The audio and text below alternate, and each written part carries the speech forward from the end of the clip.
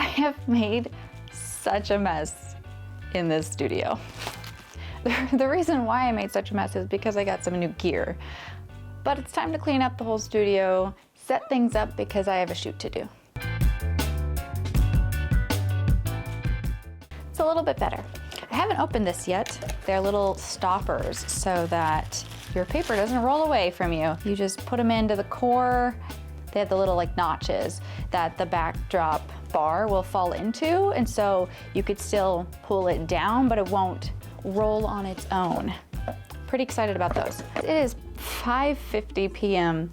here, and I often end up working later in the afternoons and evenings. I like to plan and meet and strategize and learn in the mornings, but later on in the evenings and afternoons, that's when my creative juices start flowing, and that's when I often shoot for the shoot sessions that I can control. Not always do I have the creativity flowing right through me. It's something that I've had to learn over the years, and I'm still learning how to spark on a whim when I have to. So here are some things. Some are probably obvious, but still worth doing. Sometimes the obvious stuff, we skip over it because we know, but we still don't do the thing. And, and sometimes it's repeated for a reason. So anyways, these are some things that I like to do to help kick the creativity. Not kick it away, kick it into gear. Cleaning up your space. Just some kind of little cleanup or tidiness somewhere in my environment. Something about that physical cleaning helps mentally clean, and I think that kind of like opens up some mental space. I don't know, but it helps. Exercising is another thing that you can do to help get your mind ready for creativity. Not just physical exercising, but mental exercising as well. So yoga, meditation, just a little something to move your body and mind can help. If your work is remote, something you can take with you, like on the computer or a notebook or something, then changing your environment might just be what you need. A personal fave option of mine is socializing. And I don't mean just like going out with friends aimlessly, but rather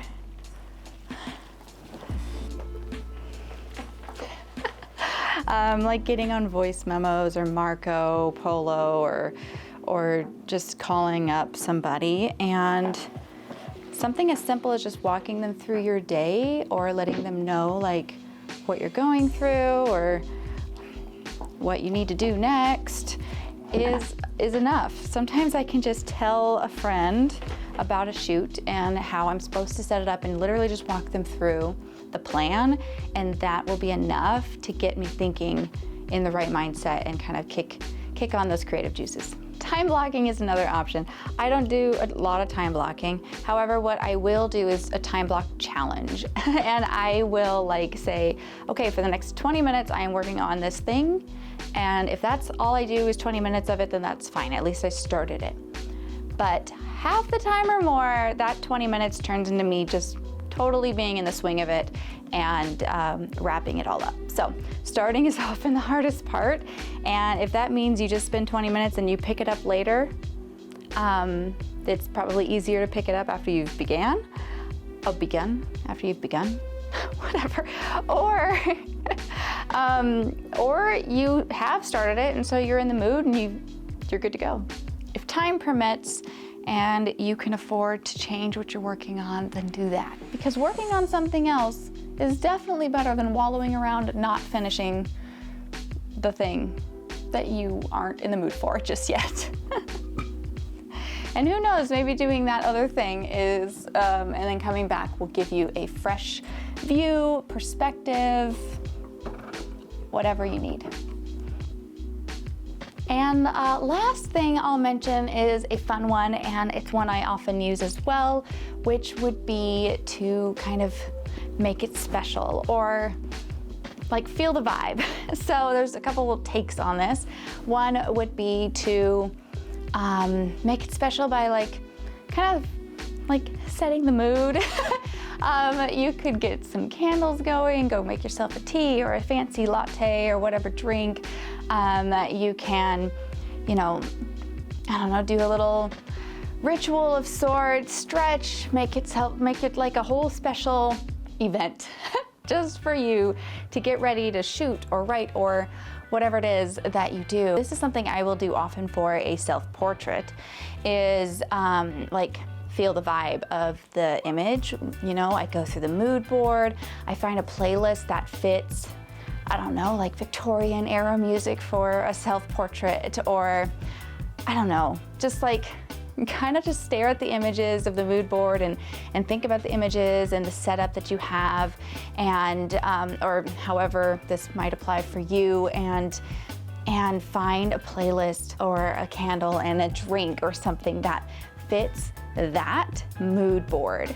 And that's a fun one that I like to do. When I was doing a lot of model shoots, I would, whatever the style was, like the styled shoot was all about, I would actually try and somewhat, to a very small degree, match it. So there was this really fun, like kind of like gothy in the woods kind of Halloween shoot I was doing once, and I did the very bare minimum, and I put on black lipstick and I wore like combat boots because she was gonna be wearing like these combat boot type style things or whatever, or moto boots or whatever they are. And that's what I did to help like show up in a very small way similar to the vibe of the shoot. So it's fun. It's a fun way to help kind of get those creative juices flowing, because it kind of like puts you in the place of the thing that you need to be creating. Sometimes it's just about moving through your day at all, and some of these things work for that as well. It can be as small, the exercise thing can be as small as just going out and getting the mail, or whatever. I mean, you don't have to make any grand gesture. You could just do whatever small thing you can and hope that those things escalate in avalanche into a good momentum for your work or your day or whatever you need to be doing. So I will see you in the next video.